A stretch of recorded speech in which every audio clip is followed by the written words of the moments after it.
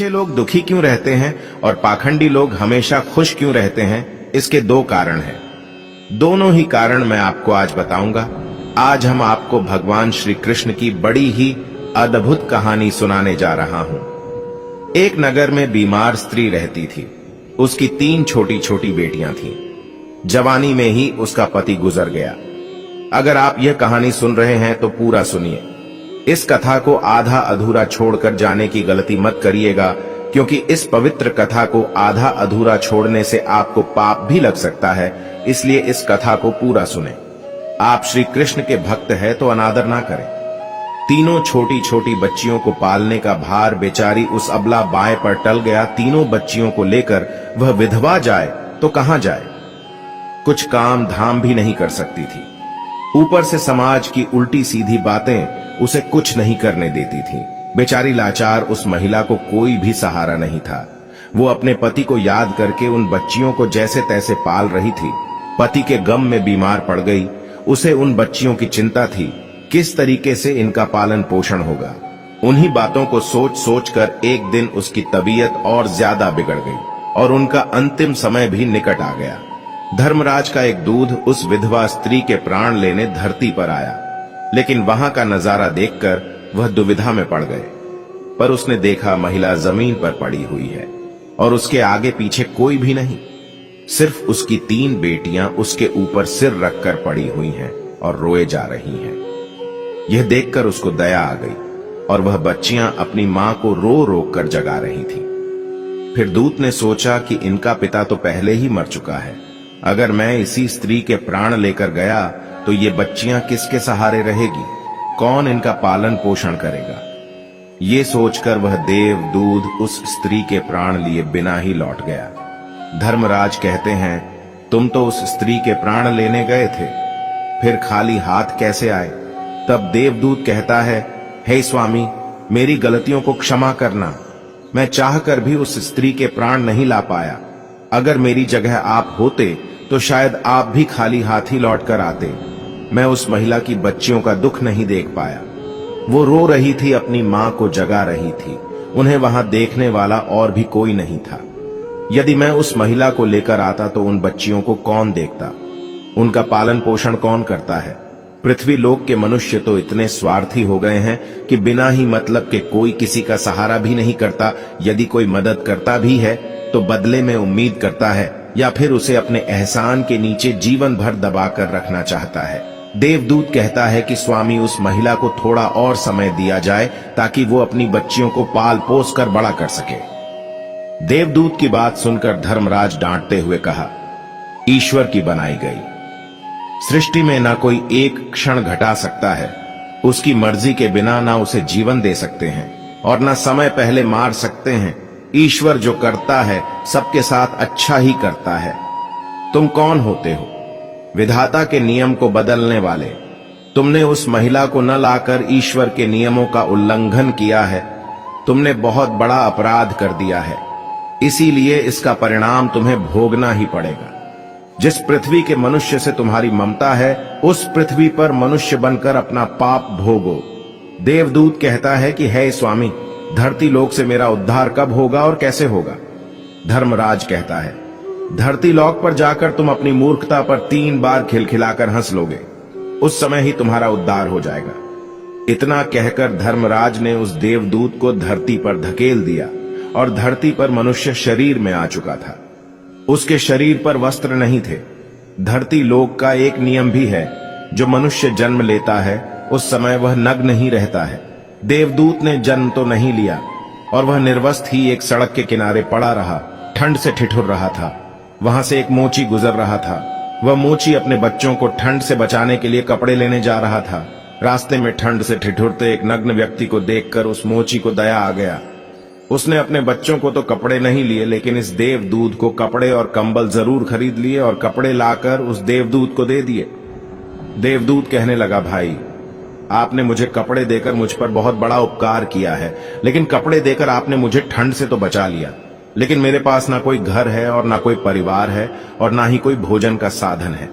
तब मोची बोला, है भाई, तुम मेरे घर चलो, मैं तुम्हारा सारा खर्चा उठा लूंगा। और वह मोची देवदूत को लेकर घर पहुंचा। उधर मोची की पत्नी ने देखा है, उसका पति तो बच्चों के लिए कपड़े लाने गया था, कपड़े तो कुछ लाया नहीं, उल्टा एक आदमी को घर बुला लाया है। पत्नी अपने पति से झगड़ने लगी और उसे भला बुरा कहने लगी। यह देखकर वह देवभूत बहुत जोर जोर से हंस पड़ा। मोची पूछा, अरे भाई तुम हंसते क्यों हो, ऐसा क्या देख लिया आपने? तब देवदूत ने कहा, भाई मेरी हंसी का रहस्य मैं आपको नहीं बता सकता, समय आने पर मैं तुम्हें स्वयं ही बता दूंगा। देवदूत मोची के घर में रहने लगा और कुछ ही दिनों में उसने मोची का सारा काम सीख लिया। देवदूत के द्वारा बनाए गए जूते और चप्पल खूब बिक रहे थे। कुछ ही दिनों में मोची धनवान बन गया। दूर दूर तक उसके जूते फेमस हो गए थे। यहां तक कि राजा महाराजा भी उससे जूते बनवाने का आदेश देते थे। जब वह देवदूत उसके घर आया था, उसकी किस्मत बदल गई थी। धन की कोई भी कमी नहीं रही, सब कुछ अच्छा चलने लगा।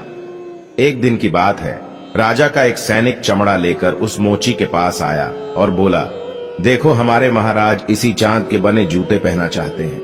ये चांद बड़ा कीमती है, तुम ठीक से एक जोड़ी जूते तैयार कर दो और ये चांद खराब नहीं होना चाहिए। इस बात का विशेष ध्यान रखना कि इस चमड़े से सिर्फ जूते ही बनने चाहिए, भूल से भी इसकी चप्पल मत बना देना। राजा का सैनिक देकर चला गया।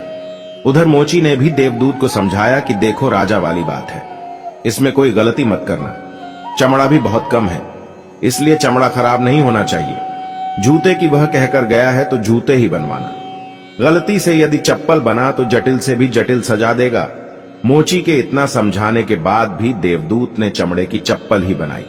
चप्पल देखकर मोची की सांसें फूल गई। वह देवदूत को डांटने लगा, यहां तक कि डंडा लेकर उसे मारने के लिए दौड़ा और कहने लगा, अरे मूर्ख, तुझे बार बार समझाया था कि जूते ही बनाना, लेकिन तूने चप्पल बना दी। अब राजा हमें छोड़ेगा नहीं, तू भी मरेगा और साथ में मैं भी मारा जाऊंगा और वह मेरे पूरे घर वाले को फांसी लगवा देगा। मोची को अत्यंत दुखी देखकर देवदूत एकदम से खिलखिलाकर हंसने लगे। मोची बोला, अबे मूर्ख आदमी, काम बिगाड़ कर हंस रहा है। वो देखो जूते लेने राजा का सैनिक आ गया और बोला, हे मोची भाई, कल जो मैं चमड़ा देकर गया था उसके जूते मत बनाना, चप्पल बना देना, क्योंकि राजा साहब अब इस दुनिया में नहीं रहे हैं और यहाँ का प्रथा है कि मरने वाले व्यक्ति को चमड़े की चप्पल पहनाकर अर्थी पर लिटाया जाता है। दूसरे दिन एक बुढ़िया के साथ 3 लड़कियां मोची की दुकान पर आई थी। उनकी शादी होने वाली थी और वे तीनों अपने लिए जूतों की नाप देने आई थी। देवदूत ने तीनों लड़कियों को पहचान लिया कि ये 3 वही लड़कियां हैं, वही जिनकी मां को ना ले जाने के कारण आज मैं अपने किए की सजा भोग रहा हूं। और ये लड़कियां काफी बड़ी हो गई हैं, लगता है अच्छे घर में पली बड़ी मालूम पड़ रही है। बुढ़िया कहती है, हां बेटा, बचपन में इनकी मां चल बसी, इसलिए इनको मैंने अपने पास रख लिया। मेरे पास करोड़ों की दौलत है और दुर्भाग्य से मेरा कोई नहीं है। इनको मैंने अपने पास ही रख लिया। मैंने इनको पढ़ाया लिखाया और अब इनको बहुत ही अच्छे खानदान में इनका विवाह करने जा रही हूं। लड़कियों का भाग्य देखकर देव दुख सोचता है, परमात्मा जो करता है अच्छा ही करता है। अगर इस समय उनकी मां नहीं मरती तो यह भूखमरी और दरिद्रता में पड़ी रहती। इनकी मां के मरने के बाद आज तीनों लड़कियां बहुत बड़े घराने की बहू बनने जा रही हैं और इस बुढ़िया के करोड़ों की संपत्ति की मालकिन भी बन चुकी है। यह सब देखकर देवदूत अपनी पहली की मूर्खता को सोचकर जोर जोर से हंसने लगा। मोची ने पूछा, आप क्यों हंस रहे हो? अपनी हंसी का कारण बताओ। देवदूत मोची से कहता है, मैं एक देवदूत हूं और अभी जो ये तीनों लड़कियां यहां जूते की माप देकर गई हैं, इनकी माता को मैं लेने आया था, लेकिन उस समय ये तीनों छोटी छोटी थी और इन पर तरस खाकर मैं इनकी मां को नहीं ले गया और इनके पिता का पहले से ही निधन हो चुका था। इस कारण मुझे धर्मराज ने श्राप देकर धरती पर भेज दिया। मैं बिना कपड़े के एक सड़क के किनारे पड़ा था, तब तुम मुझे अपने घर ले आए। उस समय तुम्हारी पत्नी तुमसे भूख लगी थी, क्योंकि तुमने अपने बच्चों के कपड़े के पैसे से मेरे लिए कंबल और कपड़े खरीद लिए थे। तब पहली बार तुम्हारी पत्नी की मूर्खता को देखकर खूब हंसा था, क्योंकि तुम्हारी पत्नी उस लाभ को नहीं देख पा रही थी जो मेरे आने से तुम्हारे घर में होने वाला था। और दूसरी बार राजा के जूते नहीं बना सके और तुम डंडा लेकर मेरे पीछे भागे। उस समय राजा के बारे में बता रहे थे, लेकिन तुमको यह मालूम नहीं था कि राजा के साथ क्या घटना घटने वाली है, जिसके कारण राजा को जूतों से अधिक पत्तों की आवश्यकता पड़ गई। कई बार ऐसा होता है, हम चीजों को देखकर या सोचकर दुख मनाते हैं जो हम उसे देख नहीं पाते और वह जो होने वाला होता है।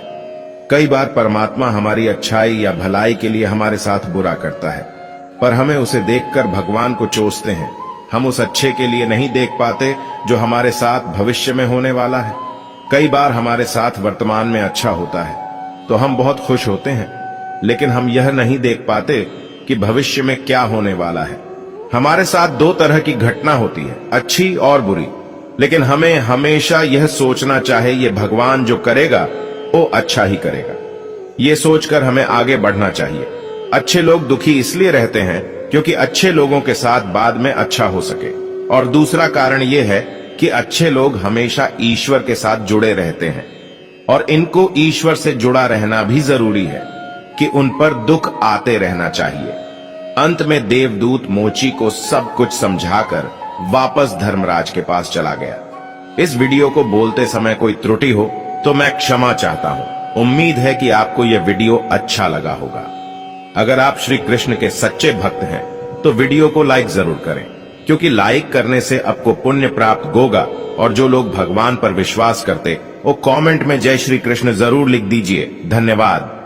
मिलते हैं एक न्यू वीडियो के साथ, तब तक अपना ध्यान रखना।